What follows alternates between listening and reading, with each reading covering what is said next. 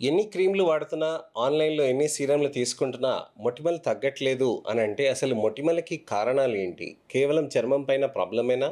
లేక లోపల లోపల నుంచి ఇంకే విధమైన ప్రాబ్లమ్స్ అవుతున్నాయా?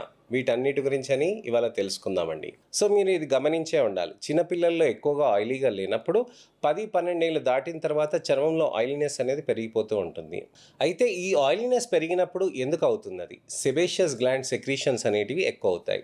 సెబేషియస్ గ్లాండ్ ఏం సెక్రీట్ చేస్తుంది? సీబమ్ అనే పదార్థాన్ని సెక్రీట్ చేస్తుంది. ఈ సీబమ్ గనక ఎక్కువగా అవుతే గనక మనకి ఎక్కువగా ఆయిలీనెస్‌గా అనిపించి చర్మంలో మెరుపనేది వచ్చేసి జిడ్డు జిడ్డుగా కనిపిస్తూ ఉంటుంది. సో, ఈ సీబమ్ అనేది కరెక్ట్ మోతాదులో ఉంటే గనక మనకి చర్మంలో షైన్ అనేది ఉంటుందండి. మంచి మాయిశ్చరైజేషన్ అనేది ఉంటుంది. సాఫ్ట్‌నెస్ అనేది ఉంటుంది. కానీ చెమట అనేది వాటర్ కదండీ! నీళ్ళు కదండీ! సో, వాటర్ వచ్చి అక్కడ మొత్తం మనకి అక్కడ ఆయిల్ గ్లాండ్ అంతా సెక్రీషన్ అంతా కలిసిపోతుంది గదండీ! వాటర్, ఆయిల్ అన్నప్పుడు కలిసినప్పుడు ఏమవుతది? ఒక జిడ్డు పదార్థంలాగా తయారవుతుంది. ఈ జిడ్డు పదార్థమే పోర్స్ దగ్గరికెళ్ళినప్పుడే క్లాగ్ అవుతూ ఉంటాయి. అప్పుడే యాక్నే అనేది సీజనల్ యాక్నేగా మారుతూ ఉంటుంది. మరి మొటిమలు అనేది ఎలా మారుతుంది?